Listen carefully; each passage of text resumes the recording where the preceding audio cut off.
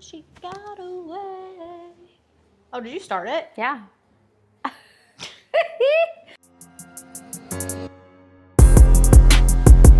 Hello, everybody, and welcome back to Behind the Brilliance. I'm Ashtyn. And I'm Danielle.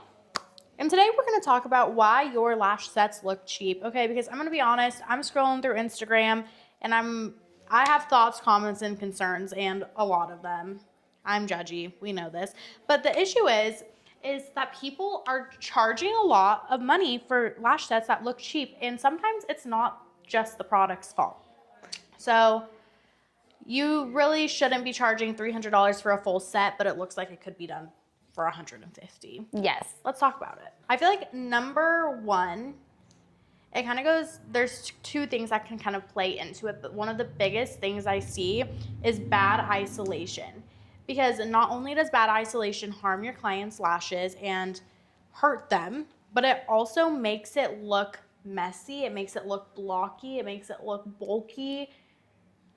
Yeah. And I mean, there's so many layers because some people aren't even isolating. I'm sure we don't have any of those people watching our podcast, but like you've seen the cluster, people just laying clusters onto people's lash lines, or even if you're doing at home lashes and you're kind of like laying layers on. Oh my God, speaking of that, I was at Pilates this morning and this girl had like cluster lashes on and one of them was completely like dangling off of her eye. And she was like talking to me and I was cringing so hard. You're all, ooh, here's my card. But yeah, bad isolation in general. I feel like sometimes what's interesting about bad isolation is it could look good on the first and second day. And then it's when clients' lashes actually start to grow out. And then what happens is lashes start to like cross over and go sideways and upside down. It's like when you're looking at somebody and their lashes are going all directions, it's frightening. Well, I've also had a client come in like foreign fill vibes and she has like a cluster of lashes stuck like together and they were grown out like pointing sideways. So it was almost like her eye was like this, right? So it was like, and then boop, and it like looked it looks cheap. So, you know, we're talking about why your sets could look cheap. So bad isolation, not good news. Going into bad isolation as well, you need a good isolation tweezer. Yes. Isolation starts with the tweezer. Yes. We have, where are they? I don't think you can see them. If you can see them, Ashtyn, zoom in if you can see that. Honestly, like, not everyone uses the same isolation tweezer. I think you and I even maybe use different. I use a precision straight. Some people use the Stiletto or a sexy 90. I use a sexy 90, yeah. Yeah, if you don't feel like your isolation is on lock, maybe you might need to try a new tweezer because sometimes that's just what it is. Like we hold tweezers like a pencil. So, I mean, we don't hold them like a pencil, but we all hold it differently. Like we hold a pencil differently is what I meant to say. Yes. But yeah, good point. Good tweezer, good isolation. Good tweezer, good isolation. Another thing that makes your sets look cheap is bad placement. Yeah. With like no direction. We've said it time and time again, you need your lashes. If there's a lash going this way, your lash that you are placing needs to go directly like this. You don't want it to be like this. You don't want it to be like this.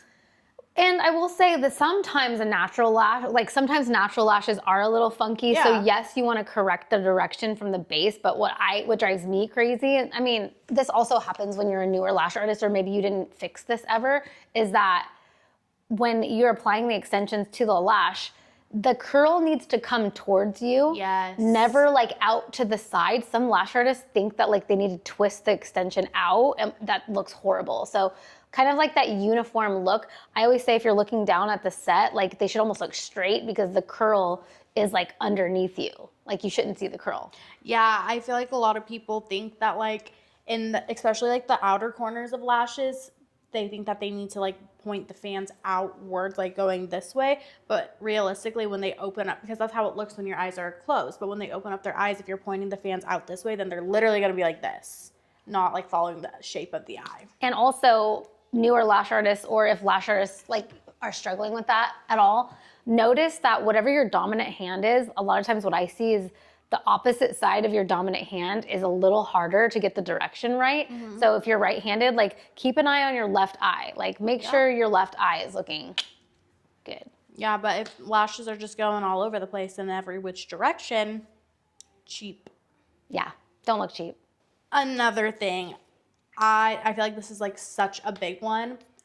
Fans with thick bases. Yeah. Not only does it look bad, but also it is damaging to natural lashes because you don't want it to weigh down the lash and make the lashes break off or have premature fallout. Yeah.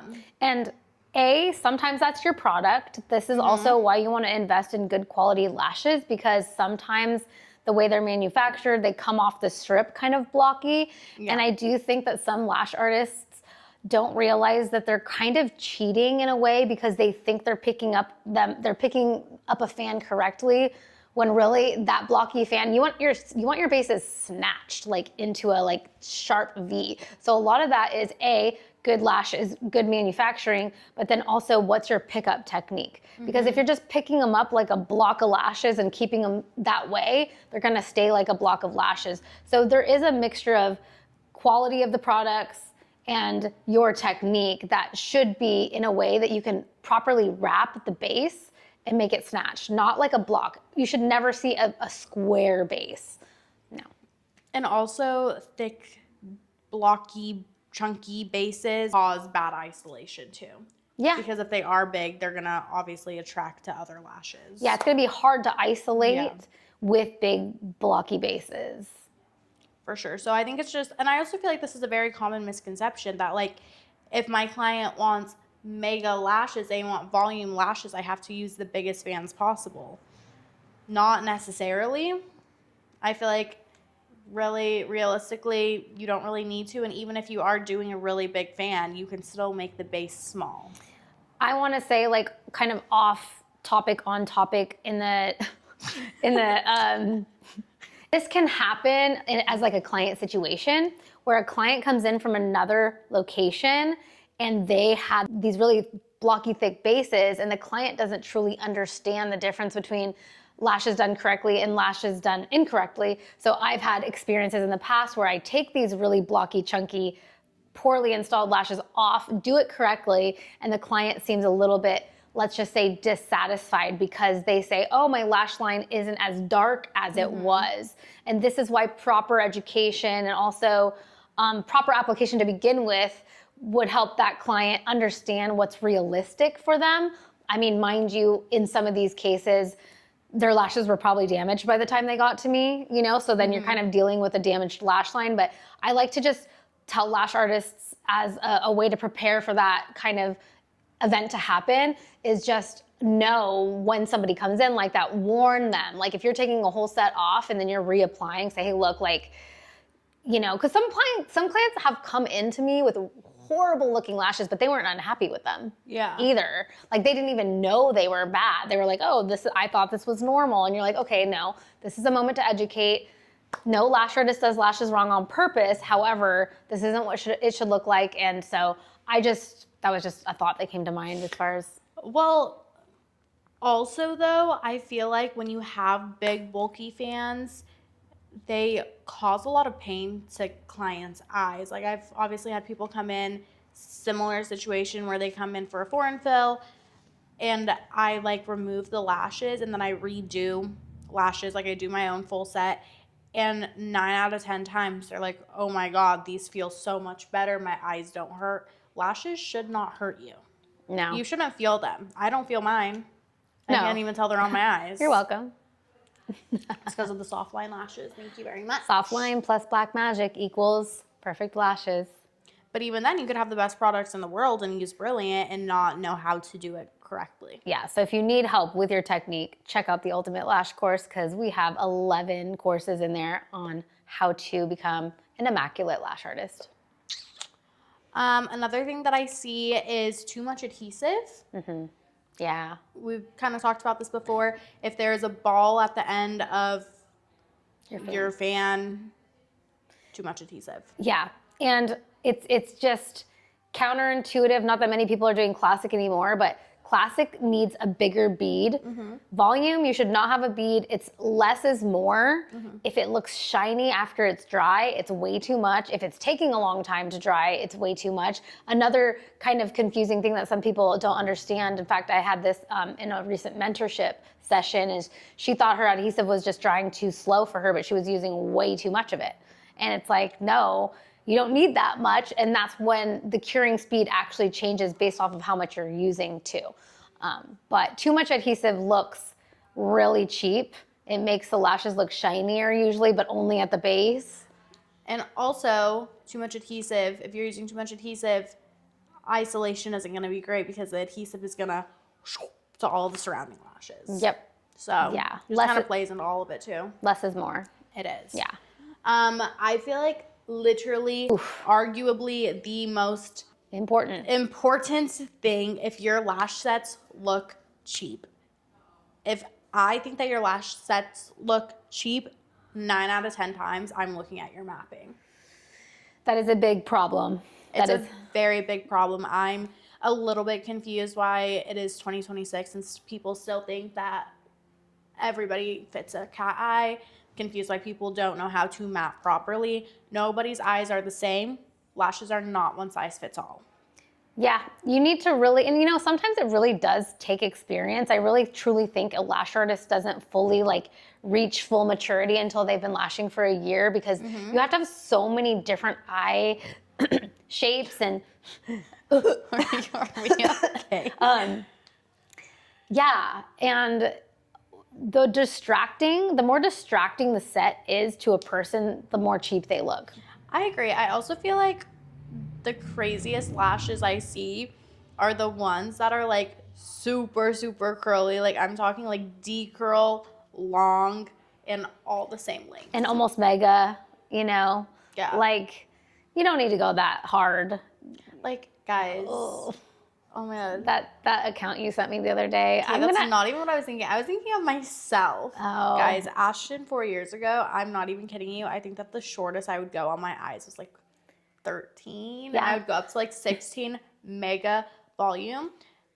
I'm not gonna hate on my lash artist because like they were done right, but guys, it looked so cheap and trashy and ghetto. Yeah, and then when you first moved here and you couldn't find a lash artist, they were looking a little funky dunky, but that's okay. We fixed that. Like literally insert picture here versus me now. Wait, then now. I know your lashes do look so good. So mapping really is a big, big part of why your lashes may look cheap. And that kind of rolls into like not lashing every lash, because I also think that like on top of mapping, which is maybe like your general location for like length, sometimes people don't need every lash. Like, yes, Yeah. sometimes you should lash every lash that like guarantees longevity. But if somebody has a massive lash line and you lash every lash and then they look like they have mega, but you didn't want that, like, I don't think, you know, you should always lash every lash. No, I agree. My mom, for example, I'm not even kidding you. I'm not being dramatic. She has 4 layers of lashes, 4 full layers of lashes. When I did her lashes, I would only do maybe 3/4 of her lashes, because if I didn't, it would weigh her eyes down. It would make it bulky. It would make it look weird, ghetto, and cheap. Yeah. So knowing kind of like that amount, that percentage, I think is super helpful. Yeah. I mean, that also just comes with a lot of practice. Like for Danielle, for example, I cannot miss a lash or she'll look crazy. Because I'm old. She's old and brittle, and that's okay. I don't know. Maybe my new peptides will get my will change my hair quality, because I did start some peptides. You know, follow my journey elsewhere for that. But yeah. But like me, for example, I feel like I have a lot of lashes that like you can get away with not lashing them all. Yeah. But that's not to say to let your clients walk out incomplete. There's a difference between not lashing all of their lashes and like on purpose, and just like being over it and letting them walk out. And recognizing mapping and like anatomy. Like, for example, back to you, you have a ton of lashes, but on your inner corners you don't. Yeah. So it's like with her inner corners, I have to really lash every single lash. And then sometimes when you find that on the client, if they have like a mismatch of density, you should always lash that lowest density first, so that you can match the rest of the lash line to that density, so you don't have some weird patches of density where their lashes, because that happens. That's just an anatomy thing. Yeah, totally. Okay, last but not least, retention issues could cause your sets to look cheap, because here's the thing, when you apply properly with great isolation, with strong bonds, and evenly throughout the lash line, the client should shed evenly for their couple of weeks between seeing you. But when you have retention issues and you have these giant, massive gaps in your lashes, that looks cheap. That looks horrible. Really, that's probably the worst it could be. I mean, at least somebody who's overlapped and gunked up thinks they look good, but nobody thinks they look good with gaps, right? Yeah. So, yeah, I would say those are some of the reasons why your lash sets might look cheap. And I'm a big fan of saying, like, charge what you're worth, then add tax. Wherever you might live, like, you should be charging that baseline average, above average from the people around you, and you should only do that if you're offering high quality work. And that tends to be pretty easy, considering there are so many lash artists that jump into the game too fast. They're using cheap quality products. They're not really mastering the craft before they go in and accept full paying clients. So what happens is it becomes kind of easy to set yourself apart if you are nailing everything and doing lashes right. Also, I don't know how we forgot to talk about this. Another reason why your sets look cheap is if you're using cheap products.